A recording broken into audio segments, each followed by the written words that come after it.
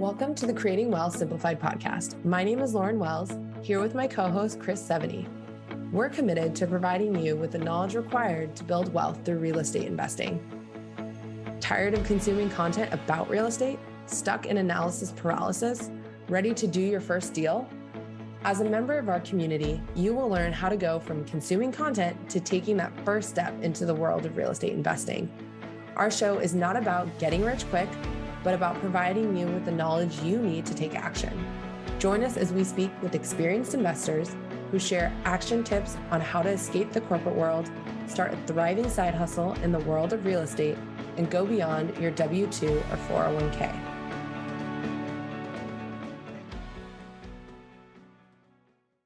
Happy Thursday, everybody. Welcome to our monthly webinar where we share market updates, case studies, and really open up the floor to you guys to ask any questions you might have about us or our offering. So just a little bit of recap. If this is your first webinar, first time joining us today, welcome. We are Seveney Investments. Chris and I are co-founders here at Seveney, and we run a mortgage note fund that invests in first position performing and non-performing mortgage notes, which are secured by single-family homes throughout the US. And that was a mouthful. So in short, if I could see your faces, I would probably ask you guys to raise your hand and tell me if you've ever owned a mortgage or had a mortgage before or know what a mortgage is. And if you have owned a mortgage, I would ask you, have you ever received a letter in the mail that said, hey, now you're going to make your mortgage payments instead of Chase Bank, you're going to make them to Union Bank. So if we are the people that essentially are purchasing mortgages, now the biggest difference is we are investing in both performing, meaning people who are consistently paying on time as expected per the terms of their loan agreement, and then non-performing, meaning anyone who is 90 plus days delinquent for whatever reason. So that's at a high level what we do. We have several other webinars on our website that you can reference that really go into a deep dive of every aspect of the business, our acquisition process, due diligence, our fund, how we got into this. But today we really want to keep it about this one case study and give a little bit of a market update. So, Chris, do you have anything to add before I go on? No, I think you've, said a lot about that. One of the things I just want to kind of reiterate about these webinars, like you mentioned, we do these every month and we want to try and make them as educational and informational as possible. One of the things that we really focus on is that communication and outreach with our investors, our current investors or potential investors, to be able to answer the questions that they have, that they bring forward to us. So here at Seveney, we have done over 500 deals and are currently raising capital for a Regulation A+ offering that has a minimum investment of $2,500 with bonus shares starting at $25,000 with 8% to 11% annually paid as monthly dividends. This is not our first rodeo. We have done 5 full cycle offerings, previous offerings that have gone full cycle, and on those delivered an average weighted IRR of 14.5% to our investors. Now, let's talk about, so that's a little bit about us, our track record, our history. Now, I kind of want to pivot a little bit to questions that I've been fielding. I'm sure Chris has been fielding about bank failures, the state of the economy affecting this business. So, we are continuing to see bank failures, started with Silicon Valley Bank and Signature, and then more recently with First Republic. I think a common misconception that I'm hearing is that this is bad for our fund, our asset class, our market, which is definitely not the case. So kind of to break it down a little bit, when we'll go to Silicon Valley, because again, it's kind of where it all started. When banks have assets that are on their books that are at 3%, that is less valuable than a loan at 6%. So what they're doing is they're losing money. So they're writing down to market value those loans. And then they're really faced with 2 options. Are we going to manage this asset through foreclosure, which I think most people would think, oh my gosh, if I'm not paying, or we're going to go through foreclosure with this, the bank's going to take my home. Contrary to popular belief, banks are not in the business of asset management. They are in the business of creating debt. So for them, that's option number 1. I can, go through the disposition of this, take this, asset for my non-performing loan through foreclosure. That would probably cost them a ton in legal fees, as well as time. We're looking at minimum of 1 to 2 years plus, And then the other option is to sell these loans at a discount. And that is one, much quicker, and two, allows them to take the money that they got from that sale and create new paper at 6%. So really what we're seeing now is with the interest rates continuing to rise, we're going to see additional stress being put on these banks, which is going to continue to provide us opportunity down the line, more inventory, better pricing. So Chris, do you have anything to add there? Thanks, Lauren. Great explanation. First off, like you mentioned, with these banks, it's almost like a going out of business sale of a store, and where people who go buy that product and then turn around and manage it to sell it or keep it, and you're buying it at a discount. But one of the things I just kind of want to mention, like you talked about those banks that have already started to falter, is, the banking industry in real estate is always lagging indicator compared to the stock market. Stock market can be volatile on a daily basis, or something that happens yesterday can impact the market today. That's not the case in real estate. So a lot of people keep asking, is there a crash or what's coming? Again, nobody has a crystal ball or the magic 8 ball to predict what is going to happen. There's a lot of things coming out about commercial real estate that can have an impact on banks. But from us, I'm an engineer, for people who don't know. So I like data. I like numbers, and Lauren knows this. So we analyze a lot of the data that comes in. And we have seen already this quarter, which we're in the second quarter of this year, twice as much product for sale than we saw in either of the past 2 quarters. Or another way is, we've seen so much in the first 6 weeks of this quarter as we saw in the past 2 quarters for assets to sale. I'll say the bid to ask spread, meaning what the sellers want versus what investors are looking to pay for, is in some instances off a little bit because of the added inventory. Some of that pricing on the distressed product is coming down slightly. It's not coming down significantly, but it's starting to move the needle to go from a seller's market to buyer's market. So we're clearly starting to see some of the impacts already of what's going on in the banking industry with credit tightening in the lending on our end, because we are the front line of this. Because most people in real estate might want to get a loan and see that they can or can't. We are the front line because we're buying that from the bank. So we usually have the most up-to-date information. Yeah, Chris, and I know this is probably going to be a question we get. I think I actually saw it already dropped in there. So while we're here, before we get into the case study, which actually is on a performing note, so kind of ties in well, why would a bank sell a performing mortgage? Yeah, great question. We get that asked all the time. And there's many different reasons, whether it's a bank, a hedge fund, a whole loan trader. Several could be it doesn't fit in their portfolio. And what I mean by that is, most loans don't trade one-off loan. Most of them get sold in tranches of 10, 100, 1,000 loans. And the larger the tranche, the bigger the breakup that firm that bought it will do. They'll go, because they're forced to buy 1,000. So they're forced to buy a lot. They'll take in A tranches. Okay, here's the ones we want to keep. Here's what we can manage based off of our staff. And there's, additional tranches that they will then turn around and look to sell off to other investors. And when you're buying loans in bulk like that, you get a significant discount. And as you sell them downstream to investors, you can make profits because of, like anything, it's like buying at Costco versus buying at a 7-Eleven. You're going to get it cheaper at Costco because of the bulk. So that's one. It could be, like I said, they bought in bulk. It might be a state that they're not interested in. We've bought a lot of performing loans from funds that are closing out. So especially towards the end of the year, we see significant inventory because funds want to close out. They want to get those off their books. So a lot of those managers can get their fees or bonuses that they have at the end of the year based on how many loans they sold. So those are just several of the reasons. So kind of flowing right into our case study, which is on a performing, because we talk a lot about non-performing, but we get that question a lot, like, why would anyone ever sell a performing note? So we're actually going to do a case study on a performing note and walk through this for you. So on the right, you'll see kind of the stats, and I'll let Chris go ahead and kind of walk through this because this is a loan you worked on individually. So go ahead.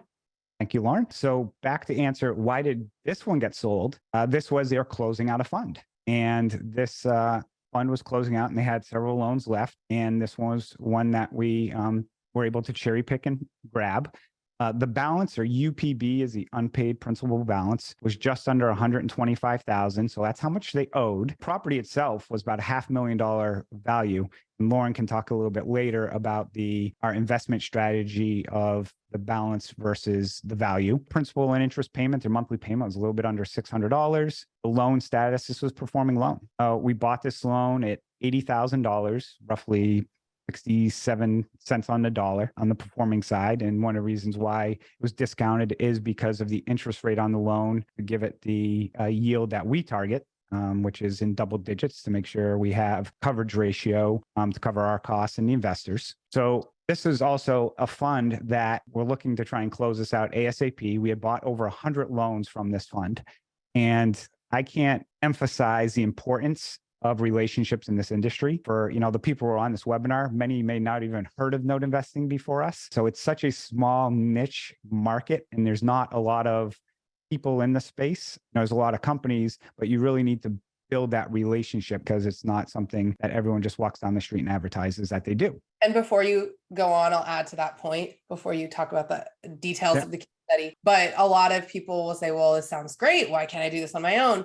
I will speak from personal experience. Like Chris said, it really is the relationships, and you have to build out your team, your systems, your processes. If you're investing in more than one state, you need to have your attorneys in every state that you work with, your vendors in every state. So having gone through that individual investor, built my own portfolio, you can be successful, but definitely it's not something that is for the faint of heart or considered mailbox money. It's interesting because the mortgage market's $13 trillion industry, with anywhere from 250 to 500 billion in distressed debt just on residential. So it is a huge industry that is out there, but a lot of people don't know about it. You gonna say something, Lauren? No, I was looking at see if there was any questions that are coming in kind of tied in, but when we were doing our due diligence on this asset after we got under agreement, so we get to see what's called the servicing notes, which are the conversations back and forth between the borrower and the seller. This loan at one point in time was non-performing, and the borrower did get it re-performing on this and had been paying for several years. And in the notes, essentially, the borrower was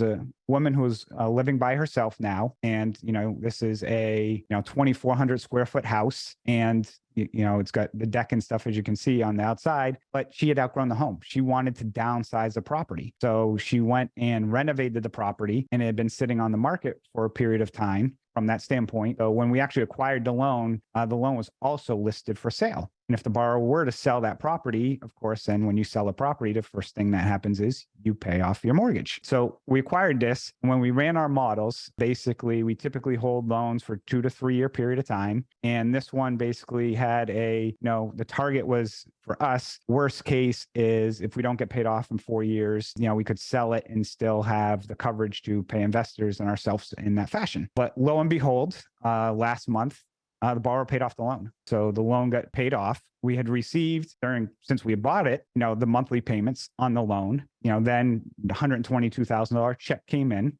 So at the end of the day, because it was performing, we have minimal costs. We only had $600 of additional cost in the loan, which a non-performing loan can have 5 to 10,000 plus, but on a performing loan, it's minimal cost. So lower aspect of risk from that. So at the end of the day, in that 6-month period of time, this performing loan, netted us close to $45,000 in profit from that strategy. And one of the things we do like about performing loans is historically, the average time somebody lives in a house or refinances is under 7 years. And, that number has fluctuated. It's going to continue to fluctuate based on today's rates. But historically, which is what we like to look at, not, also periods of time, it's 7 years from that standpoint. So it's another avenue of, on the performing loans, a lot of times, nobody has a 30-year stays in that property for 30 years. But in this one, we had modeled it even at 4 years. So you can see it's not only non-performing loans that can provide that incentive or that kicker. It also can happen on performing loans, which is what we wanted to focus on today. So with that, I see some questions that have come in. So I'm going to start going through those. If you have any questions about who we are, what we do, and I will leave the offering terms up here because typically a lot of the questions are around this. So again, if you have any questions, drop them in the Q&A and we will start going through those. So you already answered the question about performing. How much will a downturn, bank consolidations affect selling performing mortgages? We don't typically sell our loans back to the banks. They usually will get sold off to hedge funds. Insurance companies are a huge buyer of performing loans. And they will buy, millions to billions of dollars in performing loans. We have a relationship with an insurance company that will buy starting at $500,000 of performing loans up to, basically infinity. So we've already built that relationship in the past, knowing that we're raising the money. We will want to get these non-performing loans performing. That's just one avenue to sell to, and other investors. There's a lot of other investors out there who want to hold loans themselves, and they'll buy performing loans as well. And I'll add to that. And there are other funds who only do performing. Yes. So most funds only do performing. Yeah. What's your average cost of expenses once you bought the discount loan from the bank and to create the note? So we're not creating or originating notes. And I think, Chris, you just mentioned this, the cost for a non-performing can be $5,000 to $10,000. Now that spread is really dependent on, or it could be less as well. Just depends on one, how long is it before we get them reperforming? Or if we go to foreclosure, those costs are obviously greater on the higher end of that scale. And then really how much time does it take? So again, it's really how much time and what is that exit strategy? If it's something where the borrower comes to the table and says, hey, this is what happened, this is what I can pay, and we work something out rather quickly, that's very different from a property that ends up being vacant and we have to go through the full foreclosure process. And it really varies state by state because each state has different costs, different laws, different hold times. So when we model everything, it's modeled based off of each state. Yeah. And I think that's an important note. So when we're going through our due diligence process in order to bid on assets or give indicative bids, we are looking and adding those costs into it. Again, and it varies state by state, which we take into account, and different exit strategies. So we really model it in 10 different ways before we're making a solid indicative bid on something. And speaking of indicative bid, Jeffrey asked a question about offering below asking price and, bid price. You want to give people kind of a little bit of a rundown of how the process works of indicative bid and walk through to answer that question? Yeah. So essentially, it's not something where we receive it's called a tape, which is basically a glorified Excel spreadsheet of assets with all the information from the seller.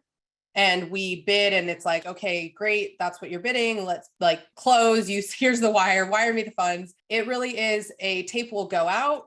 They will say, if it goes out on Monday, they will say you have till Friday or the following Friday. Usually it's anywhere from 1 to 2 weeks to make your indicative bid. And that is really taking the information that the seller has given you on this tape, the values, the, legal, where it is in the legal process, the how many days delinquent, all the information on the borrower, everything, taking their essentially word on it and saying, okay, which ones fit my portfolio? Here's what I would offer on these. Now, then the seller reviews their bids. They say, great, we're going to accept your bid, or, hey, we're going to counter, similar to buying a house. It's very similar to buying a house in the escrow period, because then say they accept your bid, you enter into a due diligence, i.e. escrow period, where you are able to then go and do your own research to validate everything that they've given you. So is title clean? Is the value correct?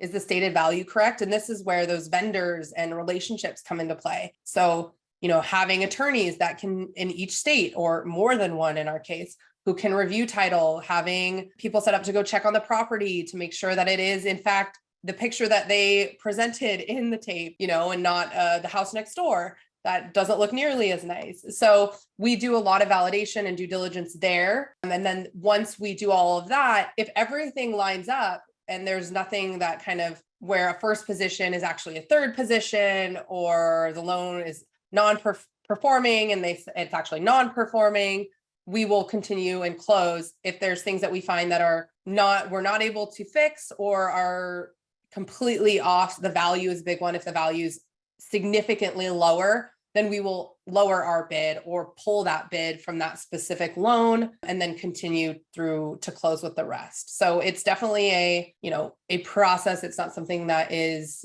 done overnight. And that due diligence period is anywhere from 3 to 4 weeks. Somebody asked a question about writing a book about this whole process that you'd have to go through and the team and stuff. The problem is, for me to write a book, it would be about 7,000 pages because I can't shut up and I get too detailed on things. But Lauren would kill me if I took the time now to write a book. Yeah, I mean, there are many books out there that but none really go into, I will say, again, having started in this industry as someone who built their own portfolio, none of the books really do it justice and tell you all the nitty gritty things and detailed things that go into it. So it probably, like Chris said, would have to be like a 500-page book because there's so many aspects that are not covered. Everything's really high level. Like what I just explained to you even is very high level in terms of like the actual due diligence process. So or we have about 150 podcast episodes that we have that our podcast, Creating Wealth Simplified, originally started as the Good Deeds Note Investing podcast, which at the time was really my journey into note investing, where it was sharing the case studies, the stories, and the lessons learned. Because like Lauren said, all the books out there, they're just a real high level of what is note investing. And there's a very big difference between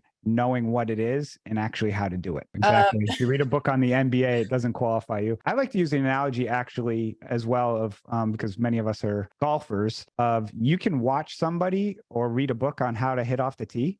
But the moment you get up there and swing that club, it is a completely different animal. And it's just like playing golf. After that first swing, you take that next one and you have to adjust and continue to adjust your swing in your game. So that's an analogy we've used a lot in the past. Are there any legal ramifications against the seller for providing deceitful or erroneous information, or is it buyer beware? So it's not something where the seller is necessarily, I'm assuming you're talking about before the due diligence process. It's not necessarily something that is done like in a deceitful way. It could be that the data is a few months old. It could be that their last title, it's really that the data is a few months old. Would probably be, if anything, because the things that we would find would be something we order a new title report when we go into that due diligence period. Maybe their last one was, a few months ago, or didn't find what our attorney found. So it's not necessarily like a deceitful way of doing it. It's just more dated information. And, as you can imagine with housing values, we really want the most like current value when we're making our bid, as that is a heavily weighted factor. Two things I'll mention to that. One, trust but verify. We take the information we're given, and that's how we determine our number, but we also verify that other information. Second component to that is we have a very tight locked contract with the seller. And if there was something deceitful, like they had a backdoor deal or they didn't own the asset or something along those lines, we are protected through the contract in many things that are happening. Like if there was a document that had already been signed, knocking $10,000 off the balance of the loan and was not provided to us, that would be a contractual, be remediated through the contract to get resolved. But we've bought, like I said, over 500-600 of these assets. And, we've never had to litigate anything based off of a contract dispute. So I love this question. If the housing market takes a hit, how much downside protection is there in the fund? So I want to go back to the slide again to show this, and I'll let you talk about it. Yeah. Okay. Well, yes. So I was just going to talk about there's really loan to value and then there's investment to value. So the loan to value is the UPB. So here is 123 over the asset value 500. So there's that loan to value, which is something we definitely look at when we are making our bids. It's why verifying the values of the home is so important. But the investment to value is really the investor's coverage. So you're looking at the acquisition cost, that 80,000 to the asset value of 500. So for this to become issue where investors didn't have protection, you can see that value would have to drop. If that value dropped 80%. There would probably be something much more catastrophic happening in the world, is what we like to say. Again, not out of the realm of possibility. You don't know until it happens. But, right now, our current portfolio has an investment to value of 18%. And our average loan and our loan to value of our entire portfolio is 23%. So just to give you an idea of the coverage we have for and protection for our investors and the assets. To add on to that, a few things are do's and don'ts, essentially. Our don'ts is we don't originate, new loans based off of today's values or even post-COVID values. We have not bought any loans on first position residential mortgages that were originated post-COVID. So most of the loans that we buy were originated 2000, 2006, 2010, 2012. So back in those times, somebody was getting a loan on a $200,000 property. Say they put 10% down, which is 20,000, 180. Well, they paid some of that mortgage down, but they also got the appreciation value of the home as well during that time. I think that's a very important thing that we focus on is making sure the loans have some seasoning or they're older loans because they'll get that equity bump on them. And like Lauren said, our investment or loan to value is significantly, it's very, very low. And, we like to try and keep that number below, 30 or 40% for, protecting the investors' funds. So 2 questions really quick. I want to answer this one because it's pretty short. Whenever you use the word seller, you are referring to a bank or broker. Whole loan trader, correct? Yes. Yeah, someone we're selling us the loan. Yes. So the bonus structure, someone asked about this, and I think this is really important. It's always something when people ask me, am I missing something? There's something I am not asking. So the bonus structure is calculated on an individual investment basis. It's not cumulative. So meaning those bonus shares start at $25,000. If you invested 15 today, and 10 next month, you would not be eligible for bonus shares. It is on a individual investment that those are awarded. Will the bonus distribution be a rarity in your estimation? Is the 8 to 11% return a conservative number? Sorry. Yeah, so we do have certain targets that we hit for the portfolio. If we exceed those targets, then there's potential for additional bonus distribution. It's not something that we are going to commit to like every quarter there will be a bonus distribution. It really depends on the performance of the portfolio in that given quarter. And like I said, we've been through 5 different funds, some with different structures. And based off of this one having go through the SEC, we have certain compliance and regulations, what we provide. If there's the opportunity to provide additional distributions to investors, that's something we've done in the past in prior funds as well as this fund. So it's not, out of that realm of possibility. In this environment, is your fund more or less profitable? Given interest rates are much higher than when you started the fund, would you consider increasing your payout rate? So this kind of ties a little bit to what you started out a little earlier about, where the market is. The interest rate environment hasn't had an impact. Like I mentioned, it's a very lagging indicator. So it hasn't had significant impact yet on our business. We are starting to see more product come on the market. Like I mentioned, that bid to ask spread is, starting to move towards a buyer side, but it hasn't fully gotten there yet. So there's so many other factors just besides interest rates on a macro scale that can impact a fund and its performance, from housing values and many other factors that, that one item really doesn't determine whether or not our fund would be more or less profitable, from that standpoint.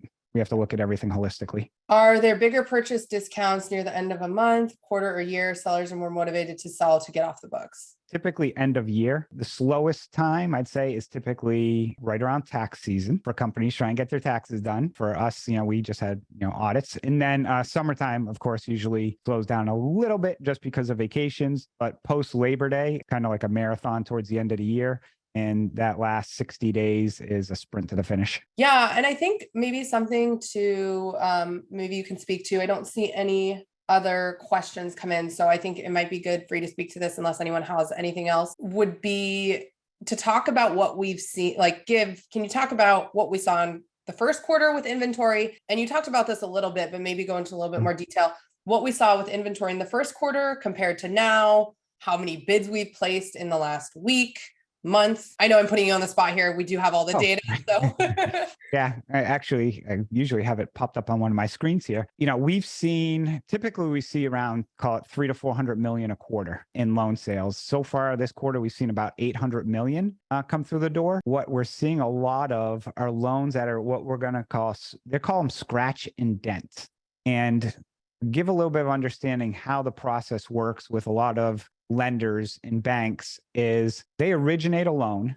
They collect a fee for originating that loan, and then they usually turn around and sell it to Fannie Mae or Freddie Mac, which are called GSEs, government-sponsored entities. And they get their money back and they go issue another loan, so they keep collecting those fees. Scratch and dent loans are loans where borrowers, incorrect information, falsified information, or just didn't qualify based on the government. And previously, a lot of those banks would just hold on to those assets. But like Lauren said, these were ones that originated a year ago at 3%. And now they don't know what to do with them. So now they're pushing them out to the market and already starting to trade those. And those, as an example, last year were trading at about 85 cents on the dollar. Now they're below 80 cents on the dollar for where those are trading. So we're seeing a lot of loans like that, a lot of, some second loans for people who took out equity lines. And of course, we're still seeing significant, aspects of non-performing loans as well. Just, this week, we've received over $100 million just come through the door on non-performing loans from people we bought from in the past. So, we're definitely starting to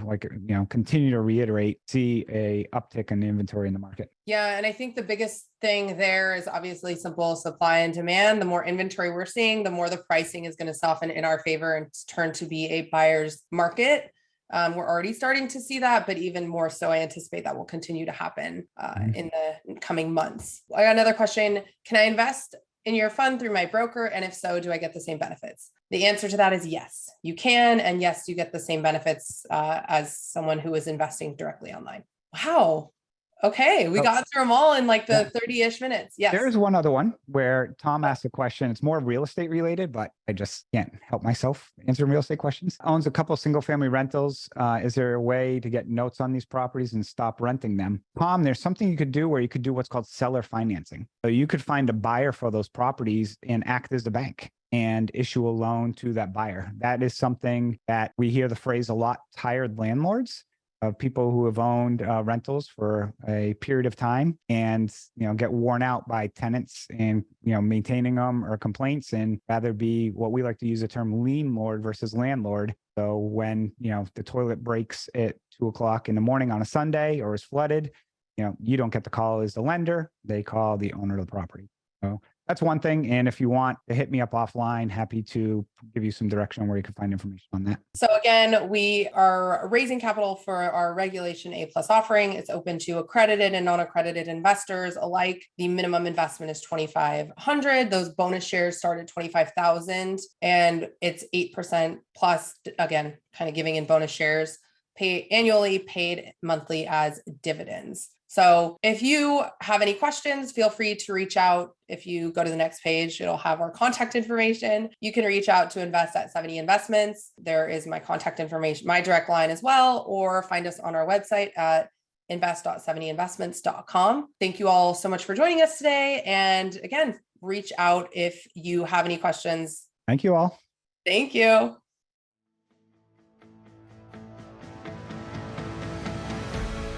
Thank you for joining Lauren and I on this episode of the Creating Wealth Simplified podcast. Each week, we bring you expert education, experience, and information in a digestible format to help you identify investment opportunities so you can build wealth through real estate and take action toward your financial goals. Enjoy the show, share with a friend, or subscribe to the show and leave us a review.